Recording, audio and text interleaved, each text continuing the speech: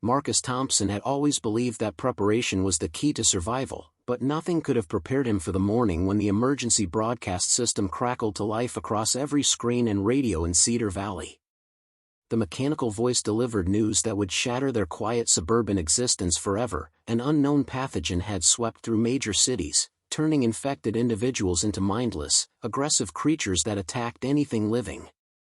The government had lost control, and citizens were advised to shelter in place indefinitely. Marcus stood in his kitchen, coffee mug trembling in his hands, as his wife Elena rushed downstairs with their 2 children, 8-year-old Emma and 12-year-old Jake. The family had moved to this small Colorado town 3 years ago, seeking a simpler life away from the chaos of Denver. Marcus worked as a mechanical engineer at the local manufacturing plant, while Elena taught at the elementary school. They had built what they thought was a perfect life in their modest 2-story home on Maple Street. "Dad, what's happening?"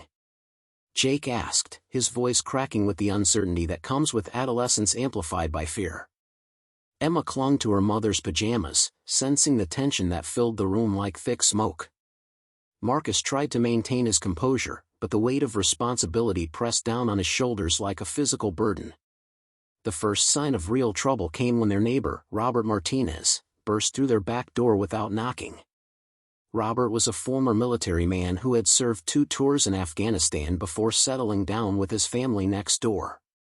His face was pale, and his usually steady hands shook as he spoke. "Marcus, we need to talk. Now." The Martinez family had been the Thompsons' closest friends since moving to Cedar Valley, and Robert's 3 children often played with Emma and Jake in their shared backyard. "The situation is worse than they're saying on the news," Robert explained, his voice low and urgent. "I still have contacts in the military. The infection isn't contained to the cities. It's spreading fast, and the government response is falling apart. We've got maybe 48 hours before it reaches us here." Elena's face went white as she processed this information, instinctively pulling Emma closer to her side. Marcus felt his engineer's mind kick into overdrive, analyzing problems and searching for solutions. "What do you suggest we do?" he asked, though part of him already knew the answer. Robert's expression was grim but determined. "We need to get out of town, find somewhere isolated, and wait this thing out. But we can't do it alone. We need to work together." The next few hours became a blur of frantic activity.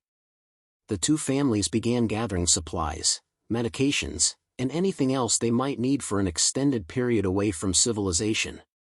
Marcus's practical nature proved invaluable as he organized their resources and planned their escape route. Elena, despite her fear, remained focused on keeping the children calm and helping them understand what was happening without terrifying them completely. As they worked, other neighbors began to take notice. The Johnsons from across the street, an elderly couple named Harold and Martha, approached them with worried expressions. Harold had been a high school principal before retiring, and Martha had worked as a nurse for 30 years. They had no family nearby and nowhere to go. "Please," Martha said, her voice barely above a whisper, "we don't want to be a burden, but we're scared." Marcus looked at Elena, then at Robert, and saw the same thought reflected in their eyes. They couldn't leave Harold and Martha behind. The group was growing, but so was their collective strength. Harold's leadership experience and Martha's medical knowledge would be invaluable in the days ahead. By evening, their small group had expanded to include the Washingtons, a young couple with a 6-month-old baby named David, and Frank Coleman, a widowed mechanic who lived alone at the end of the street. Frank had offered his expertise in maintaining their vehicles and his knowledge of the local area's back roads and hidden locations. As darkness fell over Cedar Valley, Marcus stood on his front porch, looking out at the quiet street that had been his home for 3 years. Tomorrow, they would leave everything behind and venture into an uncertain future. But tonight, surrounded by neighbors who had become family, he felt something he hadn't expected: hope. They were no longer just individuals facing an impossible situation. They had become something more powerful, a community united by necessity and bound by their determination to survive whatever lay ahead. Part 2. The convoy of 3 vehicles left Cedar Valley before dawn, following back roads that Frank Coleman had mapped out during his 40 years of living in the area.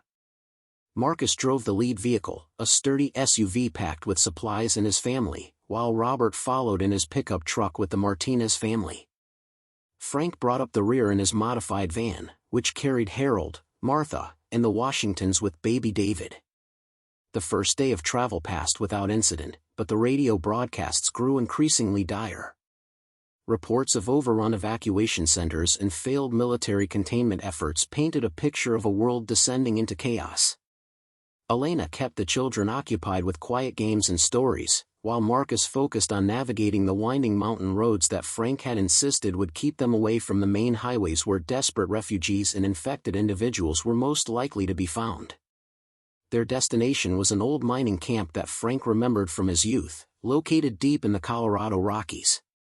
The camp had been abandoned for decades, but Frank believed the basic structures might still be intact. More importantly, it was isolated, defensible, and had a natural water source from a mountain stream. The reality of their situation became clear when they stopped for fuel at a small gas station in the mountain town of Riverside. The place was deserted, windows broken, and the cash register emptied. Marcus felt his stomach tighten as he realized they were witnessing the collapse of civilization in real time. Harold suggested they search for supplies, but Marcus made the decision to keep moving. Something about the eerie silence of the abandoned town made him deeply uncomfortable. As they climbed higher into the mountains, the group encountered their first real challenge. A rockslide had partially blocked the narrow road ahead, leaving just enough space for a single vehicle to pass carefully. Frank volunteered to walk ahead and guide each vehicle through the dangerous passage, his experience with mountain terrain proving invaluable.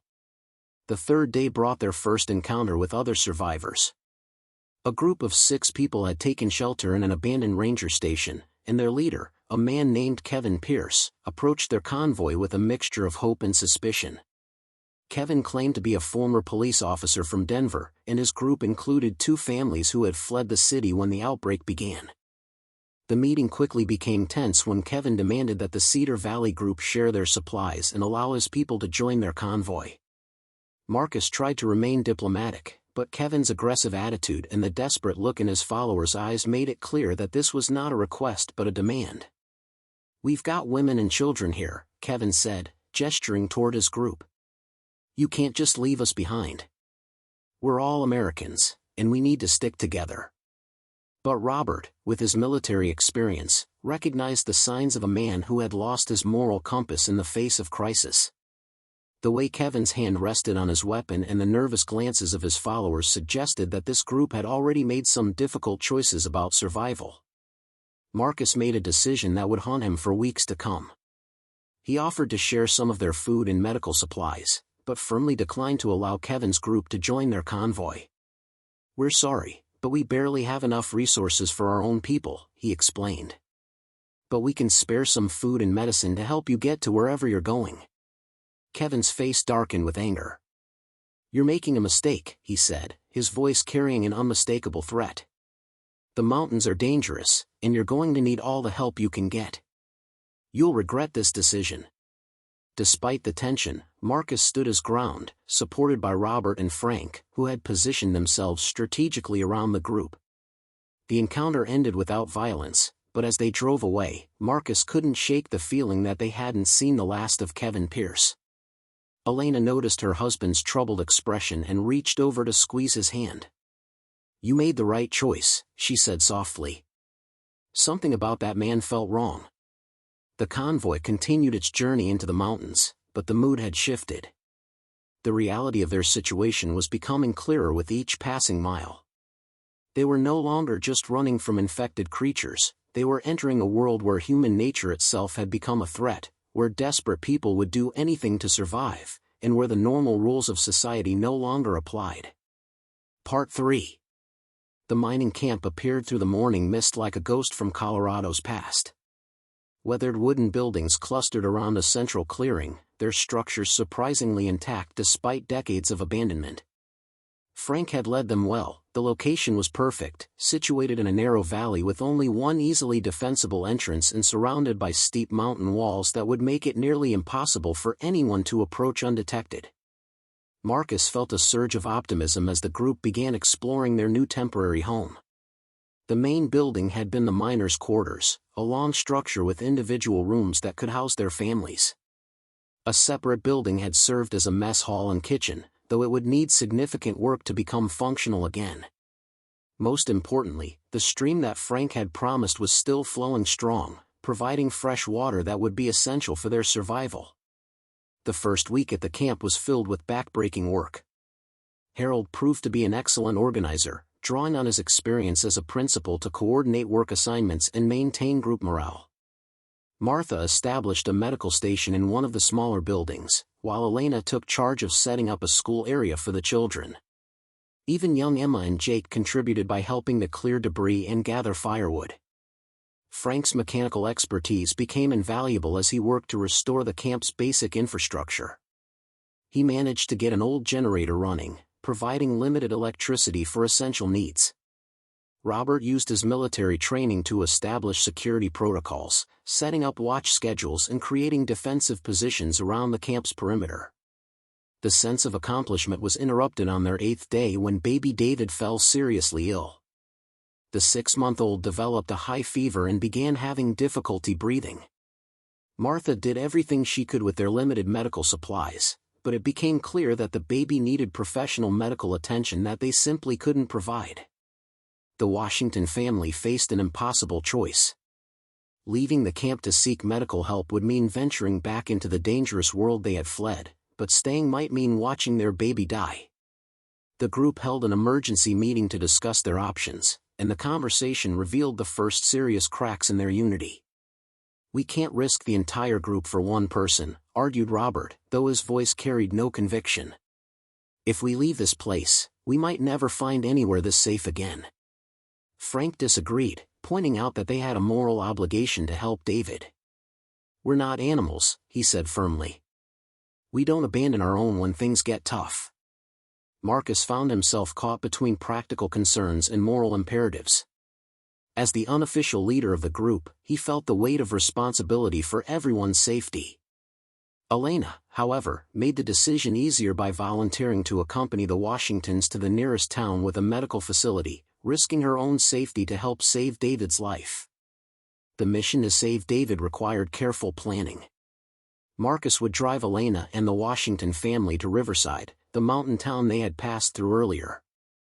Martha would go along to provide medical support during the journey, while Robert would remain at the camp to coordinate defenses in case of emergency. The journey back down the mountain was tense and dangerous. The abandoned town of Riverside had changed since their first visit. Signs of recent activity were everywhere: fresh tire tracks, discarded food containers, and most ominously, several buildings that had been barricaded from the inside. Someone had been here recently, and they might still be nearby. The town's small medical clinic had been ransacked, but Martha managed to find some antibiotics and fever reducers among the scattered supplies. More importantly, she was able to properly examine David and determine that he was suffering from a respiratory infection that, while serious, was treatable with the right medication. As they prepared to leave Riverside, Marcus noticed movement in one of the abandoned buildings. A curtain twitched in an upstairs window, and he caught a glimpse of someone watching them. The hair on the back of his neck stood up as he realized they were being observed. He quickly gathered the others and hustled them back to the SUV, but not before catching sight of a familiar figure emerging from the shadows. Kevin Pierce stepped into the street, flanked by 2 of his followers. His smile was cold and calculating as he approached their vehicle. "Well, well," he called out, his voice carrying clearly across the empty street. "Look who decided to come back to town. I told you the mountains were dangerous." Marcus felt his blood run cold as he realized that Kevin had been tracking them, possibly following their convoy's route to discover the location of their camp. The confrontation was brief but loaded with unspoken threats. Kevin made it clear that he knew where they were hiding and that he considered their camp to be a resource that should be shared.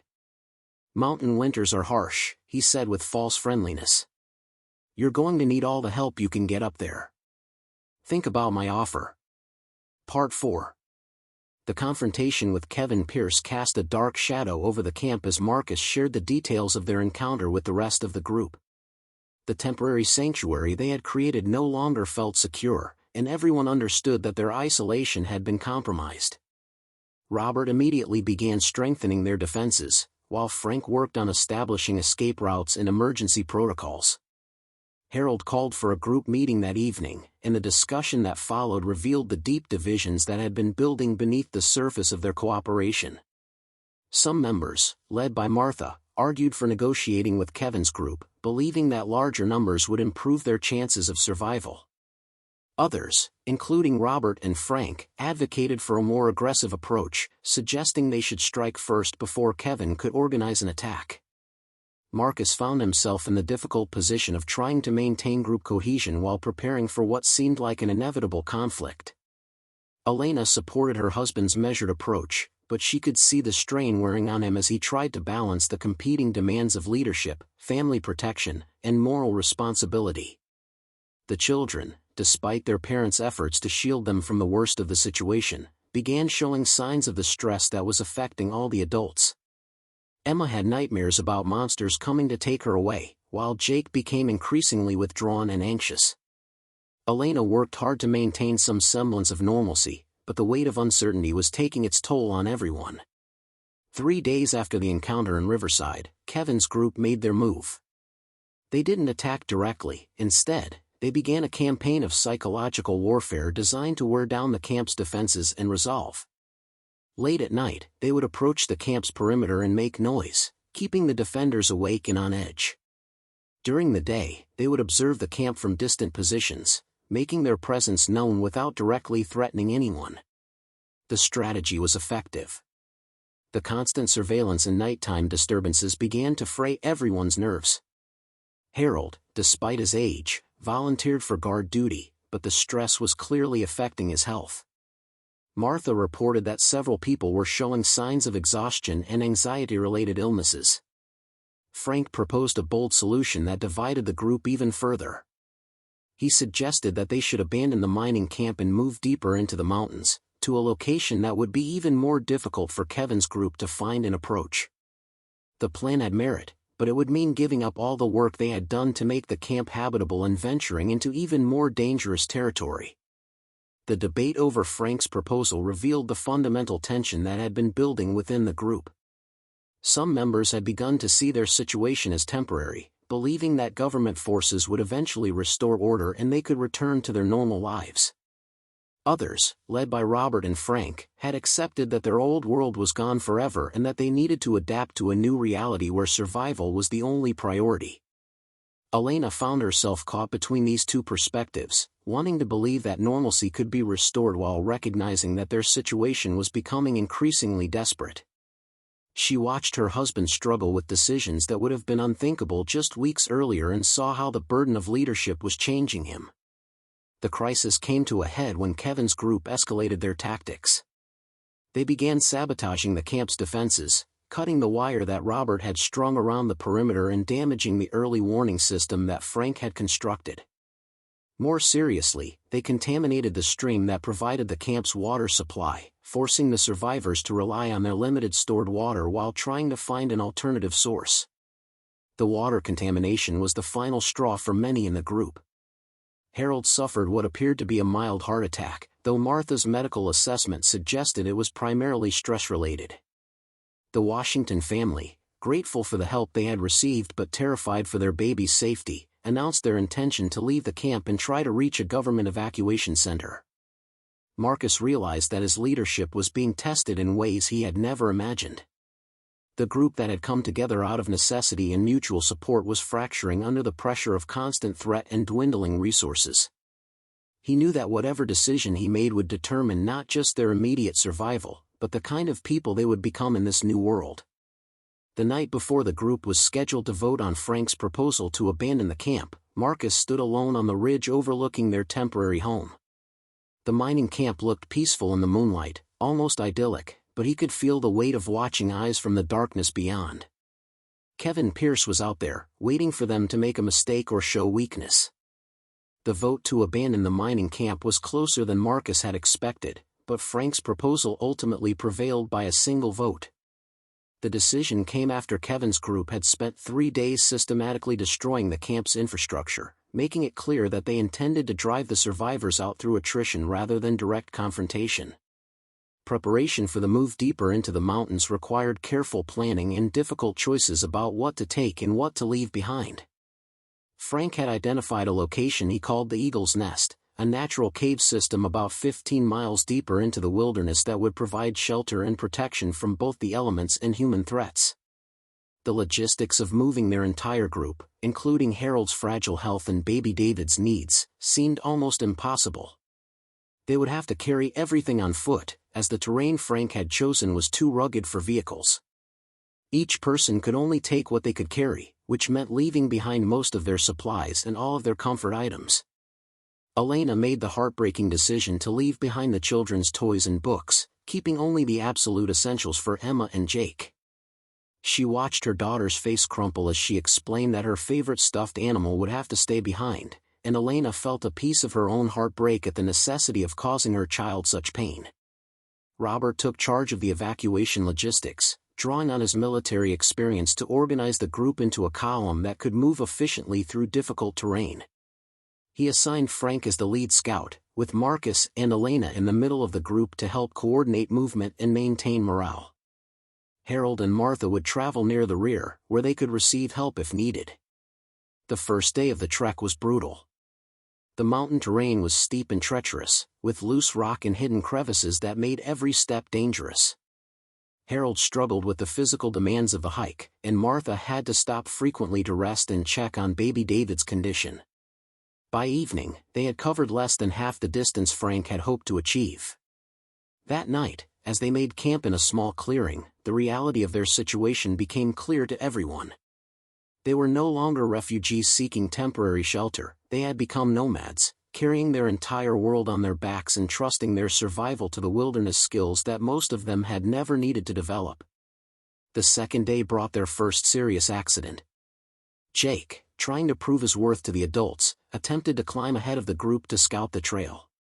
He slipped on wet rock and fell 15 feet, landing hard on his left arm. The sound of his cry echoed through the mountains, and Elena's heart stopped as she saw her son crumpled on the rocks below. Martha's medical training proved invaluable as she assessed Jake's injuries. The boy had suffered a broken arm and several deep cuts, but nothing that appeared to be life-threatening. However, the injury would make the rest of the journey much more difficult, and Jake would need constant attention to prevent infection or further damage. The accident forced the group to make another difficult decision. They could continue toward the Eagle's Nest, knowing that Jake would slow them down significantly, or they could try to find closer shelter and hope that his injuries would heal enough to allow them to continue later. Frank argued for pushing forward, pointing out that winter was approaching and they needed to reach their destination before the weather made travel impossible. Marcus found himself torn between his responsibility to the group and his love for his son. Elena made the decision for him, declaring that she would stay with Jake wherever the group decided to stop, even if it meant separating from the others. The thought of dividing their small band of survivors was painful, but Marcus realized that his wife was right to put their son's welfare first. The solution came from an unexpected source. Harold, despite his own physical limitations, volunteered to carry Jake's pack in addition to his own reduced load. Frank offered to construct a makeshift stretcher that would allow them to carry Jake during the most difficult portions of the trail.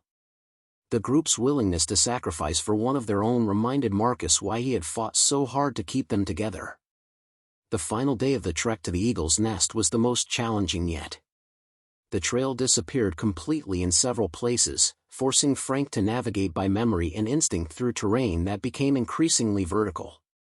The cave system Frank had promised was hidden behind a waterfall, accessible only by a narrow ledge that required them to move single file with their backs pressed against the rock wall. When they finally reached the cave entrance, Marcus felt a mixture of relief and trepidation. The natural shelter was larger than he had expected, with multiple chambers that could provide privacy and storage space. Fresh water was available from the stream that fed the waterfall, and Frank had been right about the location being easily defensible. But as Marcus stood at the cave entrance, looking out at the vast wilderness that stretched below them, he realized that they had crossed a line from which there might be no return. They were no longer trying to survive until rescue came, They were building a new life in a world that had fundamentally changed. The Eagle's Nest cave system proved to be both a blessing and a challenge that tested every aspect of their survival skills. The main chamber was large enough to accommodate their entire group, with smaller side chambers that provided privacy and storage space. The constant sound of the waterfall outside created a natural sound barrier that would help conceal their presence from anyone searching for them. Frank's knowledge of the cave system proved invaluable as he guided them through the process of making their new home habitable. The caves maintained a constant temperature that would protect them from the harsh mountain winter, but they needed to address ventilation, waste disposal, and food storage before they could consider themselves truly settled. Elena threw herself into the task of creating a school and play area for the children in one of the smaller chambers, using materials they had salvaged from the mining camp. Jake's broken arm was healing well under Martha's care, though he would carry a permanent reminder of their journey in the form of a crooked finger that hadn't set properly. The group's daily routine in the caves was dictated by the need to remain hidden while still gathering the resources they needed to survive. Robert established a schedule that allowed them to venture outside for hunting, foraging, and water collection while maintaining constant surveillance for signs of Kevin's group or other threats. Harold's health had stabilized after the stress of the journey, and he found a new purpose in organizing their limited supplies and maintaining detailed records of their daily activities. His methodical approach to resource management proved essential as they faced the reality of surviving an entire winter in the mountains with limited food stores.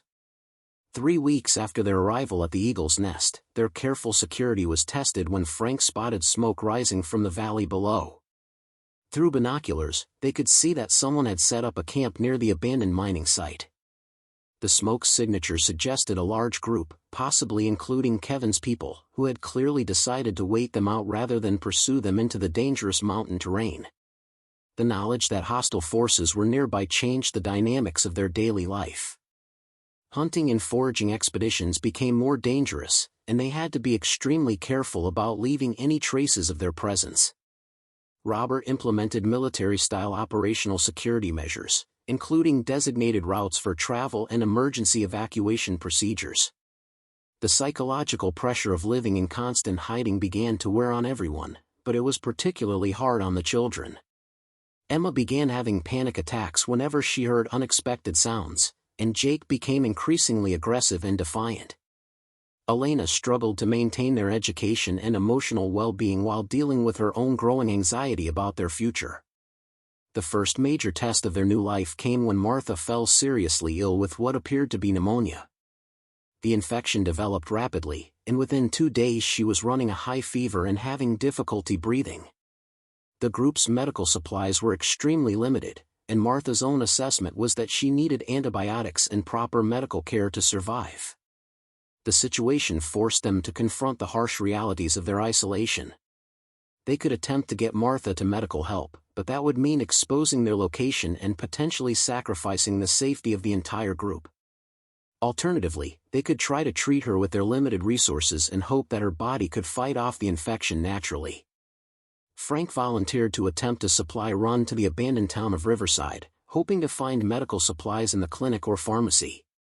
The mission would be extremely dangerous, as Kevin's group was known to be in the area, but Martha's life hung in the balance. Robert argued against the plan, pointing out that losing Frank would be catastrophic for their long-term survival. The debate over Martha's care revealed the moral complexities of their situation. Elena argued passionately that they couldn't abandon someone who had given so much to help others, while Robert maintained that their primary responsibility was to the group's overall survival. Marcus found himself making decisions that would have been unthinkable in his old life, weighing individual lives against collective security. The decision was ultimately taken out of their hands when Martha's condition deteriorated rapidly during the night. She developed severe respiratory distress and lost consciousness, making it clear that even immediate medical intervention might not be enough to save her. Harold sat by her bedside, holding her hand and speaking softly about their years of friendship and shared experiences. Martha's death hit the group harder than anyone had expected. She had been their medical expert, their maternal figure, and their moral compass. Her passing left a void that affected every aspect of their daily life, from practical concerns about medical care to the emotional support she had provided to everyone in the group. The funeral service they held for Martha was simple but moving. Harold spoke about her dedication to helping others, while Elena shared memories of Martha's kindness to the children. Frank carved a marker from local stone, and they buried her in a peaceful spot overlooking the valley, where the morning sun would always touch her grave.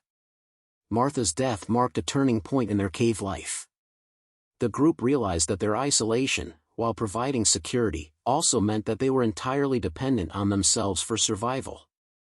Every skill, every bit of knowledge, and every person was irreplaceable. The stakes of their daily existence had never been higher. Winter arrived early in the mountains, bringing with it challenges that tested every aspect of their survival preparations. The waterfall that provided their water supply began to freeze, forcing Frank to develop a system for melting ice and snow to meet their daily needs. The constant cold made their cave home more comfortable than the outside world, but it also meant that venturing out for hunting and foraging became increasingly difficult and dangerous. Food storage became a critical issue as their supplies dwindled and hunting opportunities decreased. Robert's military training proved invaluable as he implemented strict rationing protocols, ensuring that their limited resources would last through the winter months. Elena worked with Harold to create detailed meal plans that maximized nutrition while minimizing waste. The psychological challenges of confinement during the winter months were as difficult as the physical hardships.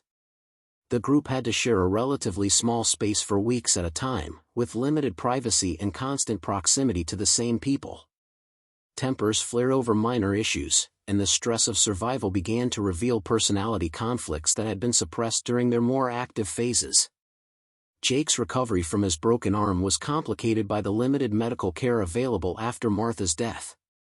Elena had to take on the role of the group's primary medical caregiver, relying on a basic first aid manual and her own intuition to treat injuries and illnesses. The responsibility was overwhelming, particularly when baby David developed another respiratory infection that reminded everyone of their vulnerability. The isolation of winter also provided unexpected opportunities for the group to develop new skills and strengthen their bonds. Harold began teaching Jake and Emma about local history and geography, using stories about the region's mining heritage to make their lessons more engaging. Frank shared his mechanical knowledge with Marcus, teaching him how to maintain and repair the equipment that kept them alive. Elena discovered that she had a talent for organizing and coordinating the group's activities, taking on many of the leadership responsibilities that had been weighing on Marcus. Her ability to mediate conflicts and maintain morale proved essential as the group navigated the psychological challenges of their extended confinement. The first major crisis of the winter came when their ventilation system, carefully constructed by Frank, became blocked by snow and ice. The buildup of smoke and carbon monoxide in the cave quickly made their living space dangerous, and they had to work in teams to clear the blockage while dealing with sub-zero temperatures and dangerous ice conditions. The ventilation crisis revealed how dependent they had become on systems that could fail catastrophically. Frank immediately began working on backup plans and redundant systems, but the incident reminded everyone that they were living on the edge of disaster. A single equipment failure or serious accident could mean the difference between life and death. As winter deepened, the group began to hear occasional sounds from the valley below that suggested Kevin's group was still present and active. The smoke signals and distant sounds of machinery indicated that they had established a more permanent presence in the area, possibly taking over the abandoned mining camp that the survivors had been forced to leave. The knowledge that potential enemies were nearby added another layer of stress to their winter confinement. Robert maintained constant surveillance when weather permitted, and the group had to be extremely careful about light and sound discipline to avoid revealing their location. The children were taught to move quietly and speak in whispers, skills that no parent should have to teach their child. The psychological toll of constant vigilance and confinement began to show in everyone's behavior. Harold's health declined significantly, and he began experiencing episodes of confusion and memory loss that Elena suspected were related to stress and malnutrition.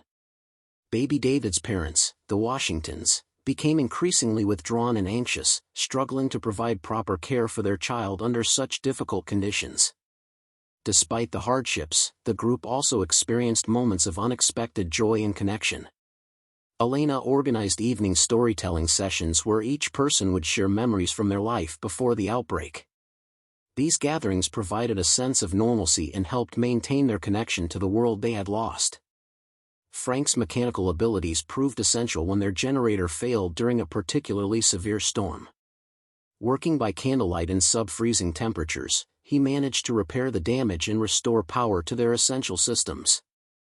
The incident reminded everyone of Frank's irreplaceable value to their survival and the importance of sharing critical skills among multiple group members.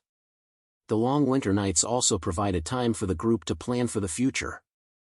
They discussed their options for when spring arrived, debating whether to remain in the mountains or attempt to find other survivors and possibly reconnect with whatever remained of organized society. The conversations revealed deep divisions about their long-term goals and the kind of life they wanted to build. As the winter progressed, Marcus found himself changing in ways he hadn't expected. The constant pressure of survival and leadership was transforming him from the mild-mannered engineer he had been into someone harder and more decisive. Elena watched these changes with concern, recognizing that they were all being shaped by their experiences in ways that might be irreversible. The group's transformation was most evident in how they had adapted to their new environment and circumstances. They had become skilled at reading weather patterns, tracking animal movements, and moving silently through difficult terrain. The suburban families who had fled Cedar Valley were becoming something entirely different, mountain survivors who had learned to thrive in one of the world's most challenging environments. Spring's arrival brought both hope and danger as the group prepared to emerge from their winter sanctuary. The melting snow revealed signs that Kevin's group had not only survived the winter but had established a permanent settlement in the valley below. Smoke rising from multiple locations suggested they had grown in numbers, possibly attracting other survivors who had been drawn to their apparent success. Frank's reconnaissance missions revealed that Kevin's people had turned the abandoned mining camp into a fortified compound, complete with defensive walls and what appeared to be organized patrols. The sight of this development filled Marcus with dread, as it suggested that Kevin had evolved from a desperate survivor into something approaching a warlord, controlling territory and resources in the post-collapse world. The group faced a crucial decision about their future. They could remain in the relative safety of the Eagle's Nest, but their supplies were nearly exhausted and they would need to venture out regularly to hunt and gather food. Alternatively, they could attempt to leave the area entirely, traveling deeper into the wilderness to find a location where they could establish a more permanent settlement. Elena advocated for finding other survivor groups who might be more compatible with their values and approach to survival. She had grown tired of the constant fear and wanted to find a community where Emma and Jake could have something resembling a normal childhood. Harold supported her position, arguing that isolation was ultimately unsustainable and that they needed to reconnect with the broader human community. Robert and Frank disagreed, believing that the group's strength lay in their tight-knit unity and proven ability to survive in difficult conditions. They argued that joining a larger community would mean giving up control over their own destiny and potentially exposing themselves to the same kinds of conflicts and power struggles that had driven them from Kevin's group. The debate was interrupted by an unexpected development. A lone figure appeared near the cave entrance, calling out in a voice that sent chills down everyone's spine. It was Kevin Pierce, and he claimed to be alone and unarmed, seeking a peaceful negotiation with the group he had been hunting for months. Marcus faced the most difficult decision of his leadership as Kevin waited outside their sanctuary. Every instinct told him that this was a trap, but the opportunity to end the constant threat through negotiation was tempting. Elena argued against any engagement, pointing out that Kevin had already demonstrated his willingness to use intimidation and violence to get what he wanted. The negotiation that followed was tense and fraught with unspoken threats. Kevin presented himself as a changed man, claiming that the winter had taught him the value of cooperation and the futility of conflict. He offered to share resources and territory, suggesting that both groups could benefit from working together rather than continuing their dangerous standoff. Frank's military experience proved invaluable as he observed Kevin's body language and listened for inconsistencies in his story. He noticed that Kevin's hands showed signs of recent violence, and his casual mention of dealing with other survivor groups suggested that his apparent reasonableness was a facade covering a much darker reality. The truth about Kevin's visit became clear when Robert spotted armed figures moving through the trees around the cave entrance. The peaceful negotiation was indeed a trap, designed to distract the group while Kevin's followers moved into position for an attack. The realization that they were about to be ambushed forced Marcus to make a split-second decision that would determine their fate. The battle for the Eagle's Nest was brief but intense. The group's defensive position and knowledge of the terrain gave them significant advantages, but Kevin's people had superior numbers and better weapons. Frank's preparedness and Robert's military training proved crucial as they coordinated the defense while Marcus focused on protecting the children and getting them to safety. The fighting ended when Kevin himself was wounded in a fall while attempting to climb the cliff face to reach the cave entrance. His followers, demoralized by their leader's injury and the fierce resistance they had encountered, retreated from the area. The group had won their battle, but at a cost that would haunt them for years to come. Harold suffered a heart attack during the stress of the battle and died despite Elena's desperate attempts to save him. His death was a devastating blow to the group, removing another irreplaceable member and forcing them to confront the reality that their survival came at a terrible price. The aftermath of